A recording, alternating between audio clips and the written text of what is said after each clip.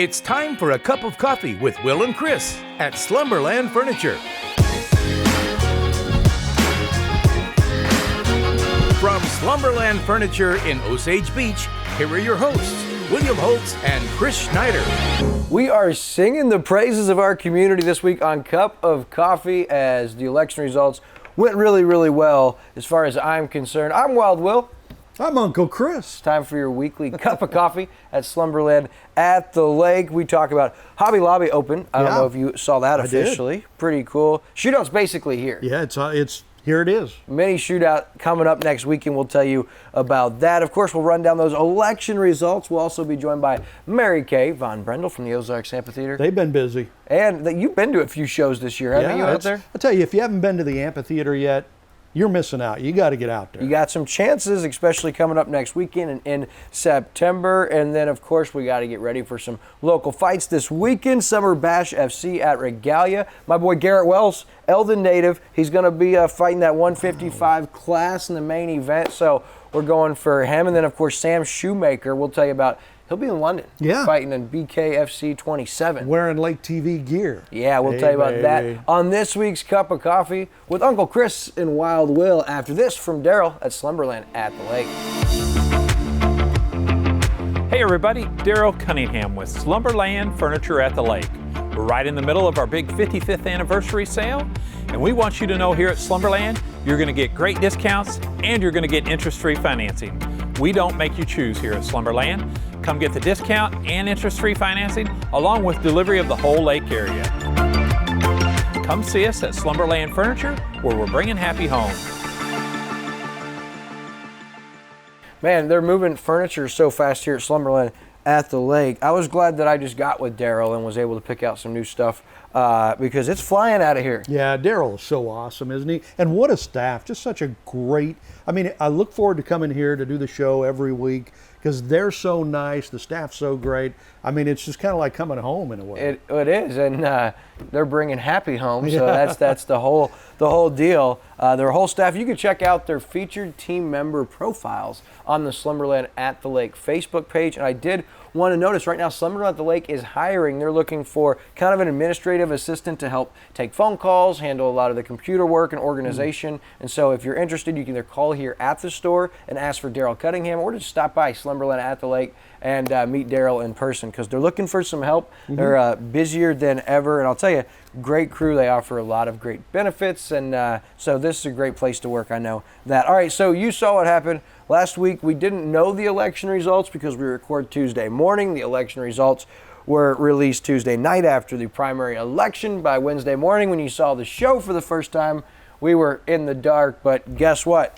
It was a great turnout for the local elections, and at the state level for U.S. Senate, the Attorney General Eric Schmidt, he beats Vicky Hartzler and Eric Greitens, the former governor, handily 46%. There was some concern that Greitens and Hartzler were going to take enough of the vote that, one of those two is going to take enough of the vote that Schmidt was going to be in trouble, but 46%, and then the auditor, Scott Fitzpatrick, defeats David Gregory. Those are state level, but locally, Camden County, Chris, a lot of voters turned out. Yeah, they did, and I think, with what's been going on in the country the last few years, it has made people more aware of politics, the importance of local politics, and it's really come out the last few years. Some of the corruption, some of the wasted money, from some of the local officials. Abuse of power, special interest. All of that, you go on and on. And so there were big numbers in the voting. It was great to see the voters come out. Yeah, and so for Circuit Judge, Circuit 26, Division 2, the incumbent Kenny Hayden handily beats Fozzie Simon, the challenger. In the Associate Circuit Judge Division 5, Heather Miller, the incumbent, she edges Ryan Bridges, the challenger, 58% of the vote for Heather Miller. Now, the big race that a lot of people were paying close attention to was presiding commissioner, the long-running Greg Hasty. Looked like he was going to be tough to beat. And that was a five-man race. So Ike Skelton, he had 57% of the vote. He had 5,512 total votes. that is pretty impressive feat considering 5 candidates. You had the previous commissioner, Chris Franken, who nearly had as many votes as the incumbent, Greg Hasty, but Ike Skelton, starting January 1, obviously the actual election in November, this was just a primary, but a lot of the elections are settled in the primary, and it looks like Ike Skelton is going to be our new presiding commissioner. Let's hope that the incumbent doesn't do too much damage between now and January 1.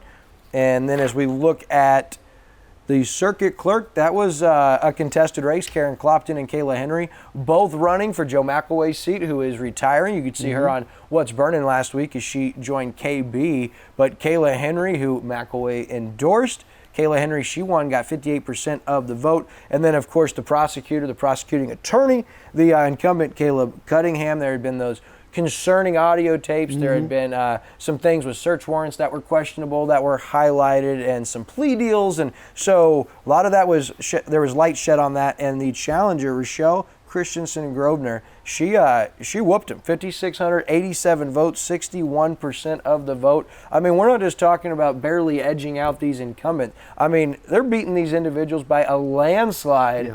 In Camden County, and then not a big one, but this was satisfying to me, and I'm sure satisfactory for a lot of people. But the Glaze Township committee man, Chris Twitchell, was defeated by Jim Hepler, 266 to 166. So there's at least 3 individuals voted out. Smell you later, poopsicle. But they're out in Camden County. And then Miller County, that was another one that was important, Chris, because you had 3 incumbents that were not running for their seat. Presiding commissioner, the new commissioner, Kevin Cardwell in Miller County, Kathy Plemons, the recorder of deeds, and then there was one other, Matt Howard, their prosecuting attorney.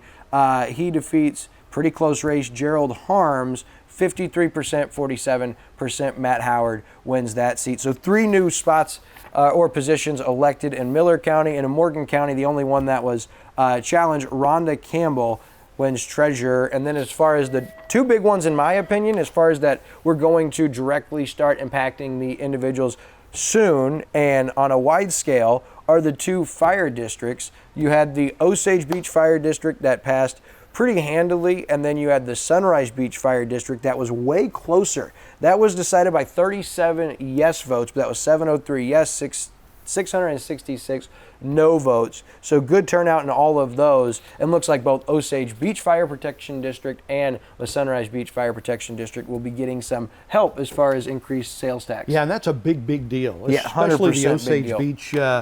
So Osage Beach, they asked voters for a half-cent sales tax and structure the proposal so that 50% of the revenue raised by tax would be returned annually in the form of district-wide property tax reductions. So for the locals, it's actually going to save money because a lot of this money is from visitors from out of town paying those sales taxes moving forward. And this is big money.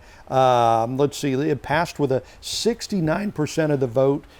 So it was a huge victory in the numbers, but also for the locals, I think, in this being able, I mean, I've had the revenues, $1.75 million will be refunded to the taxpayers, $3.5 million in all from this tax revenue. So this is a big deal, good thing for the community, good thing for the locals. And you know, those visitors that come in from out of town, they don't even notice that half-cent sales tax. Yeah, and I mean, really, at the end of the day, there's got to be some way we've got to get more monies to our municipalities and fire departments. When you talk about the complex layout of the lakes and some of these roads and how hard they are to access, and the kind of equipment and gear you need to keep up to date on and continue to replace, and education, continued education, and even being able to afford enough full-time staffers at the different departments and the different fire stations. And how much we pay them. Right. I had an Omaha firefighter that we know that came in and said, "Can you believe your firefighters are making this little?" You know, I mean, he was stunned with what our local firefighters were getting paid, and hopefully this will help that a lot. Right, 100%. We certainly thankful for our local firefighters and first responders, and I was happy that this passed. I didn't know every single detail. We did get to talk to the deputy chief with the Osage Beach Fire Protection District a few weeks ago, and so I was pretty confident this was a good thing, and I'm really happy to see both of those pass. I'm really, really amazed and impressed with the voters at how much they studied you, how much you studied what we were voting on, because when any kind of a tax increase, usually people say, no, we're not going to do that. But this was such a good plan, a good idea, and so much needed. The voters figured that out and did the right thing, it looks like. Yeah, absolutely. Now, okay, so as we move on, obviously that was the primary, but like we said, in these rural small areas, especially Camden County, Miller, Morgan County, there's rarely a challenger from the opposing side. It's typically pretty partisan one way, and so when those elections come in November,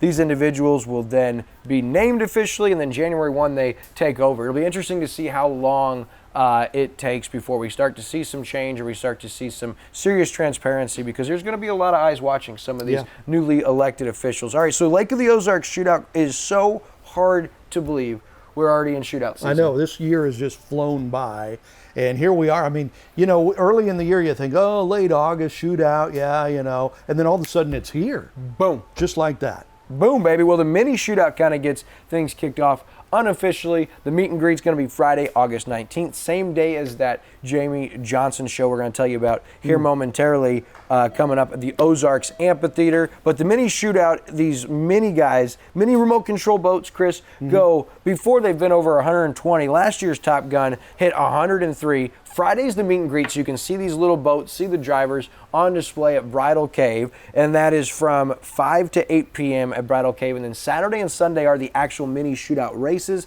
down at the Springs at Hahatonka State Park.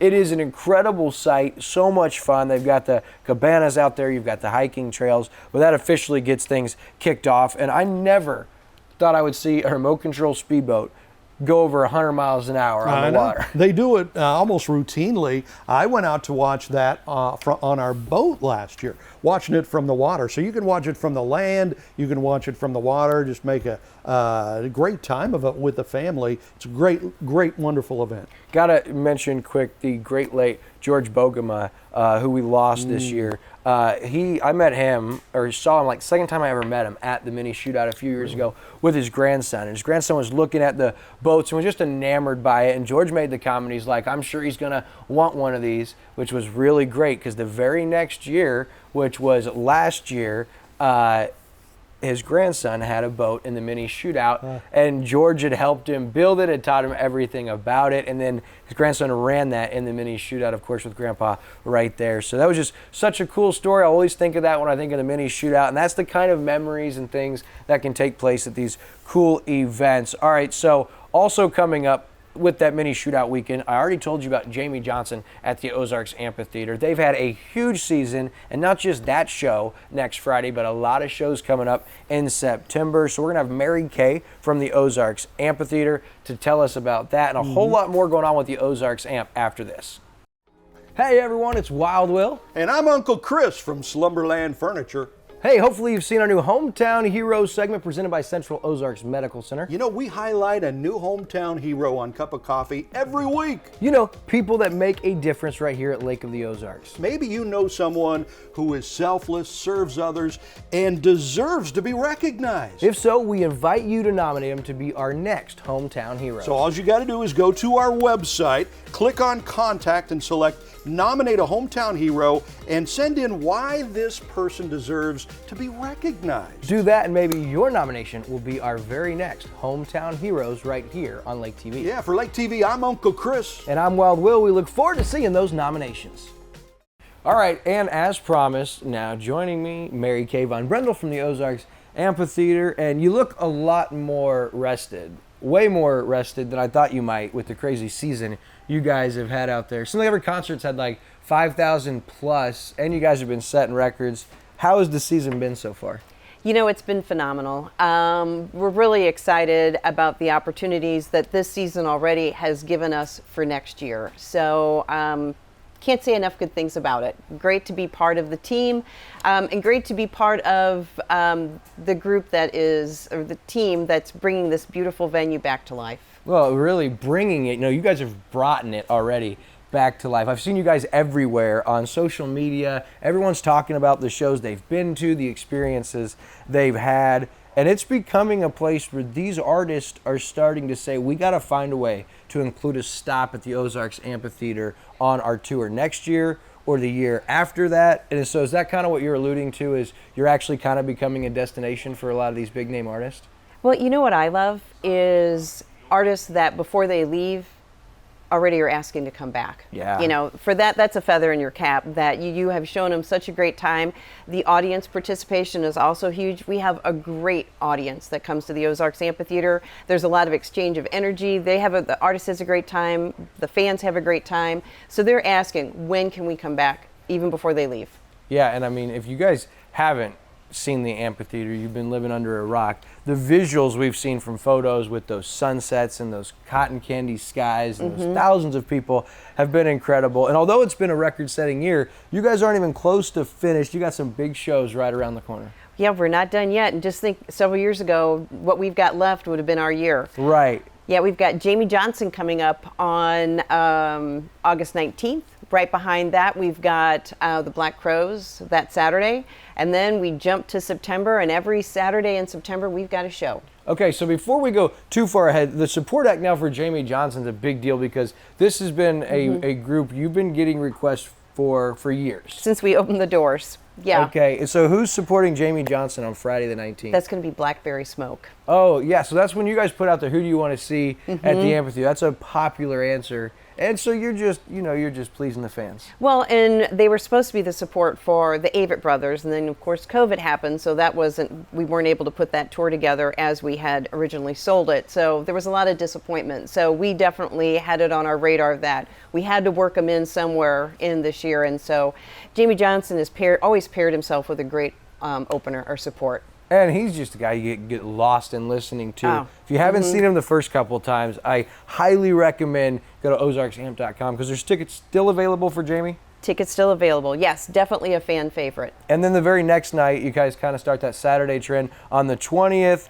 Weekend shootout kind of getting going with the mini shootouts. This will be a busy weekend at the Lake of the Ozarks, and that's the Black Crowes, and that's created a lot of buzz. That definitely has created a lot of buzz. They've been on Tom's radar since the beginning, and with the band and watching them come back together and stuff, and I think we've got them, and they're going to be doing their entire Shake Your Moneymaker, so I think that one's going to be a blast. That's awesome. So I got to ask real quick, when you said that, that's kind of been on Tom's radar for a while. You work with so many bands, and you guys book so many bands. Are there ones that, maybe you either like more as musicians that you've grown up listening to, or you love now, where when you do book them, it's kind of like there's a special sense or maybe a bigger moral victory there? Oh, yeah. The first time I got to tour the amphitheater with the owners, I stood at the top and decided who my top 5 would be that I'd like to see on that stage. Well, last year we got ZZ Top.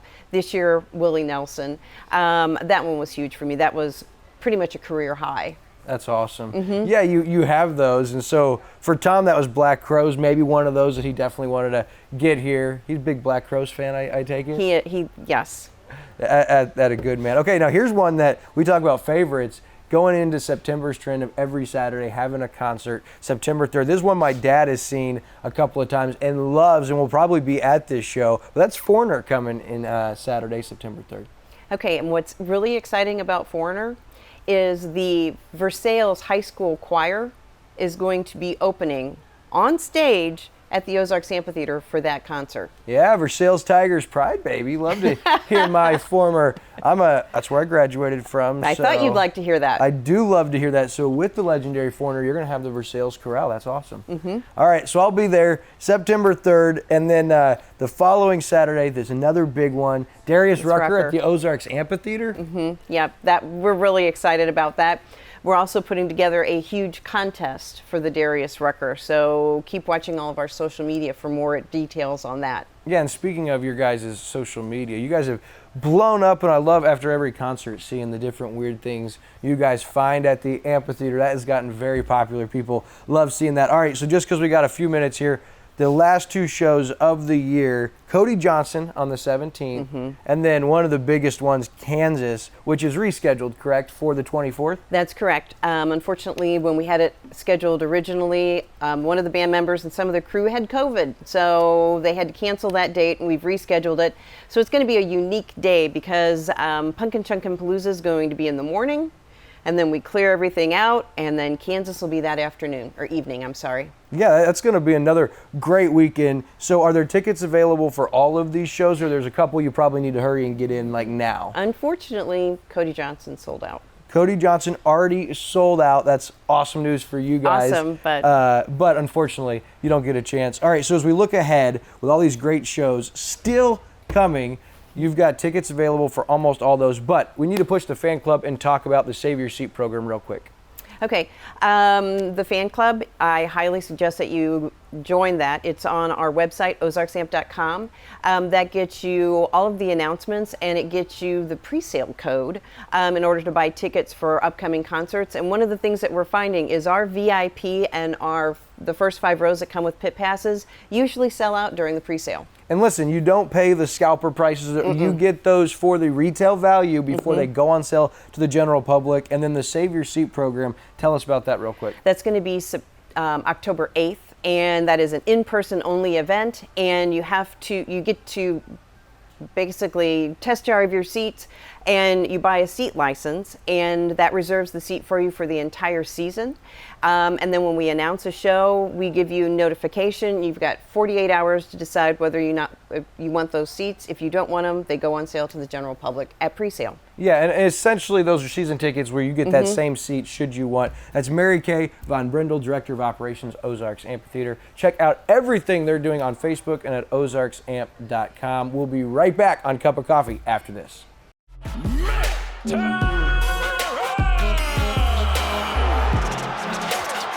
That was a beautiful 1-2.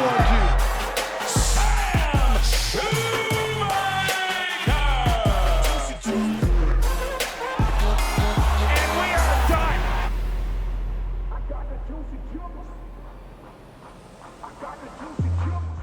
All right, you saw that little promo. It is next Saturday, BKFC 27, the hometown kid, the Hillbilly Hammer, Sam Shoemaker against Mick Terrell. And I'm telling you what, I got Shoemaker round 2 with a knockout, baby. Really? Yeah. Wow. Cool. Well, hopefully it's going to be fun. It's going to be greatness. And if he wins, man, that'll be so cool for the Lake area, just representing. Heck yeah. And his last fight, September of 21, BKFC 21. He lost to Josh Burns. Shoemaker comes into this fight with a record of 4-3-1, and Mick Terrell, he last fought on BKFC on the 19 card in July of 21. He lost to Arnold Adams. You'll remember Shoemaker fought in BKFC 3 for that heavyweight tournament, and Adams won in what was really a questionable decision. So excited to see our man Shu back at it. He'll be fighting in the heavyweight division, of course, August 20th.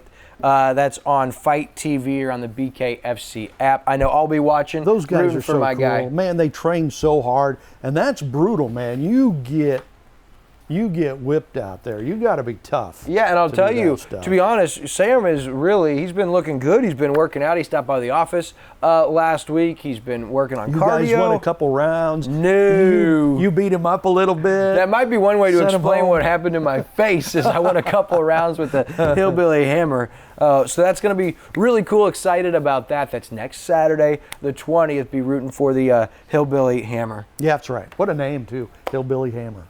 Okay, next it's our hometown hero presented by Central Ozarks Medical Center. And this week, excited to highlight one of the radio legends in the Lake area, JT Gert. He is a original DJ from when KS95 went on the air back in 1989. He's been with those guys. Wow. He did afternoons for over 20 years, and in 2012, he moved to mornings and took over as operations manager. In recent years, JT and KS95 have won several Missouri's Best Awards, including Best Radio Personality and Best Radio Station, and they've been recognized by the Missouri Broadcasters Association for their community service projects, station promotions, and news coverage. There's never a community event you don't see Benny Media all over. Absolutely, and I was just going to say that. The last few fundraising dinners we've been at or award ceremonies we've been at, he's been there, always with a smile. How you doing? It's, I actually met JT before I moved here. Just a great class act kind of a guy. And Denny Benny gives him credit for just the amazing radio station that he runs out there. Yeah, he is a legend in Versailles. He is like the first son of Versailles. JT is.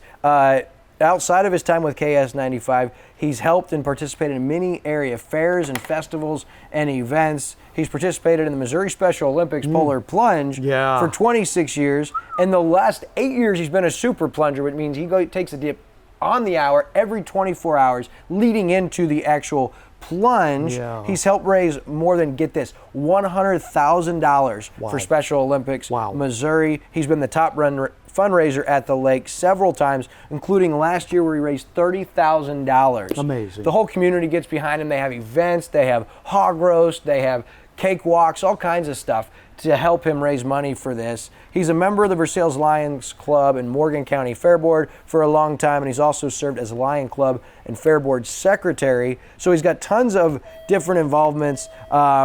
And then, of course, in 2018, Versailles Chamber of the Commerce named him the Business Person of the Year. And in 2020, he joined the Citizens Bank of Eldon and Versailles Board of Directors. Now, him and his wife, Michelle, have been married 32 years. Wow. Look at the happy couple. Michelle is a 4th grade teacher at Versailles Elementary. Their son, Brett, he lives in Portland, Oregon with his wife, Hannah. JT and Michelle live on the family farm that's been in the family for over 100 years.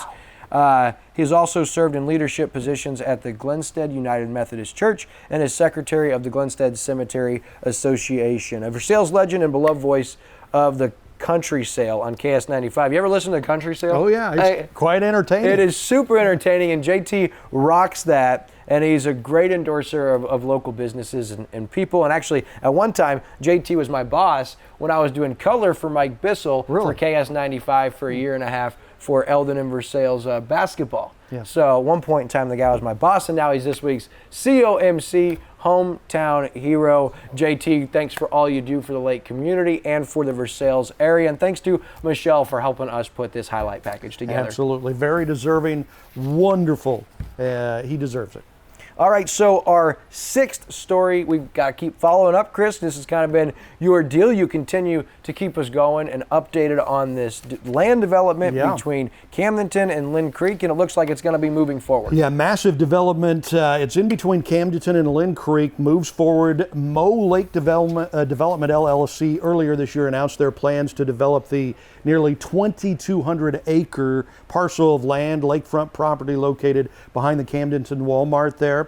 So on Tuesday, July 19th, the local lead development group received approval of its proposed Phase 1 plan. The Camdenton City Council Board of Aldermen during their meeting approved that. Development also received approval on a pre-annexation agreement with the city of Camdenton. All that moving forward. They're still working with Lynn Creek on a similar pre-annexation, but that is all moving forward, and that looks very positive for the community because that's going to bring in, it looks like, a whole lot of housing. Man, that's crazy. Growth, development, new business, newly elected officials. Man, the Lake of the Ozarks has a lot of positive momentum right now. We also look at Kansas City Chiefs football, the NFL football season basically here. Preseason Saturday night. By the time you're watching, it may have already happened. They're at the Bears, and of course you want to be at Blue Cat Tavern in Roach. They're the Chiefs headquarters all season long. Hey, on Chiefs games on Sundays, there's a free shot every time the Chiefs score a touchdown. What? So we got to stay out of there. We'd get ourselves into trouble. And then, of course, some big upcoming lake events. We told you about Shamrock FC and the mini shootout, but Wonderland Camp Fat Fest on the 20th at Shady Gators, their fundraiser. You want to make sure you make plans to attend that. Fat Fest? I'd fit right in there, baby. Best photo spot. Our friends with Studio T, they're doing a free tour with Studio T photo workshop on the 21st from 2 to 4 p.m. You get to learn some of the behind the scenes and taking and making photography great. Email studiotimages@gmail.com to find out more info. That's a free workshop tour with Studio T images. And then, of course, don't miss Alan Sullivan this week on the Lake TV Community Spotlight Show. Also, you could see Bobby Spice. You see that Beards feature he did? I know, looking Isn't that good, greatness? man. Yeah. He's a wild man. We want to give a big shout out to Jill Ray and her incredible crew here at Slumberland at the Lake. For Uncle Chris, I'm Wild Will. We'll see you next week on Cup of Coffee.